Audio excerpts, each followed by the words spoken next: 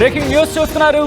నిజంగా ఈ విజువల్స్ చూస్తే కనుక, ఈ కథనానికి సంబంధించిన విజువల్స్ చూస్తే కనుక గుండె చలించుకుపోతుందని చెప్పుకోవాలి.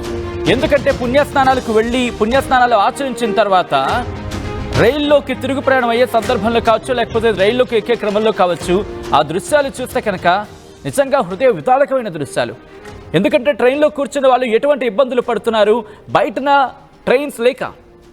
ఎవరు తప్పు అనేది ఇక్కడ చర్చించడం నా ఉద్దేశం కాదు, కానీ ఆ తప్పు వల్ల ఎవరు ఇబ్బంది పడుతున్నారు అనేది మాత్రం మాట్లాడుకోవాల్సిన అవసరం కనిపిస్తోంది. ఒకసారి విజువల్స్ మీరు చూస్తున్నారు. కుంభమేళాకు వెళ్లే భక్తులపై దాడి జరుగుతోంది.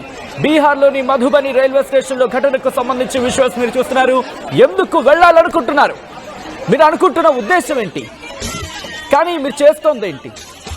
ఒక్కసారి విజువల్స్ చూడండి.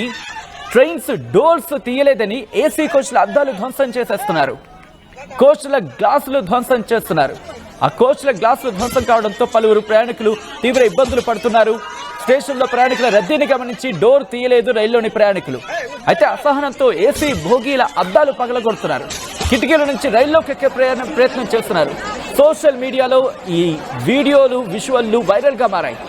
ఈ కథనం కాస్త కలవరపరచొచ్చు. అయితే మిమ్మల్ని కలవరపాటుకు గురి చేయడం మా ఉద్దేశం కాదు, ఆర్టీవీ ఉద్దేశం కాదు. కానీ ఇటువంటి కథనాలు చూసినప్పుడు కాస్త కలవరపాటుకు గురయ్యే అవకాశం ఉంటుంది. కాబట్టి దీనికి సంబంధించి తగిన జాగ్రత్తలు తీసుకోవాలని ఆర్టీవీ సూచించడం జరుగుతుంది. అదిగో మీరు చూడొచ్చు, ఒక్కసారిగా ఐఏసీ కోచ్ అద్దాలని ధ్వంసం చేయడంతో లోపల ఉన్న ప్రయాణికుల చేతికి గాయమైంది.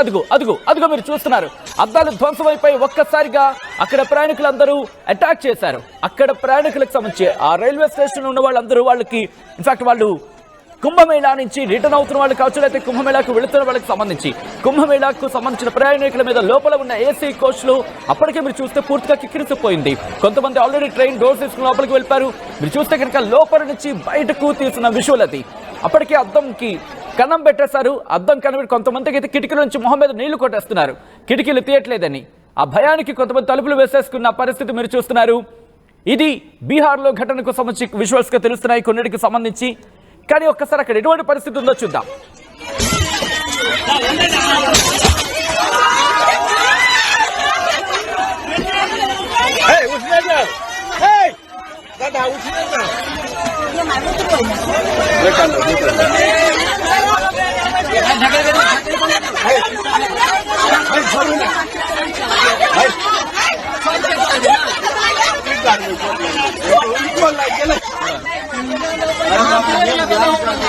मधुबनी जंक्शन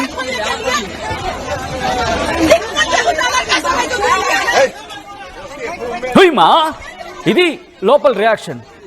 అలా భయపడిపోయారు వాళ్ళు. ఎందుకంటే ఒక్కసారి మీరు ఆలోచించండి. మీరు ట్రైన్లో ఉన్నారు అనుకుందాం, మీరు ట్రైన్లో ప్రయాణం చేస్తున్నారు. ఒక్కసారిగా లోపల నుంచి ఎవరైనా వచ్చి, అంటే కిటికీలో నుంచి ఏసీ కోచ్లోనో లేకపోతే రిజర్వేషన్ కోచ్లోనో మీరు ఉన్నారు.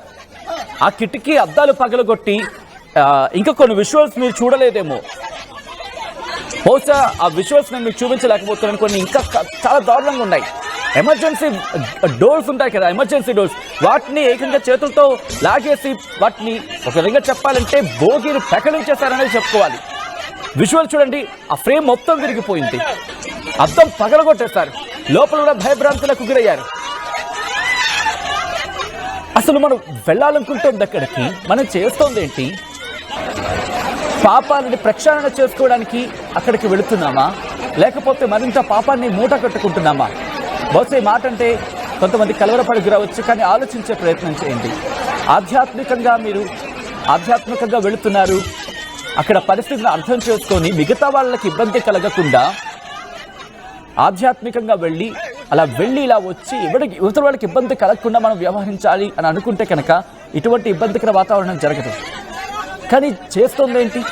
ఎవరిని ఇబ్బంది పెడుతున్నాం? మళ్ళాంటి వాళ్ళే కదా. ఒకసారి అక్కడ ఎటువంటి సిచ్యువేషన్ ఉందో చూద్దాం.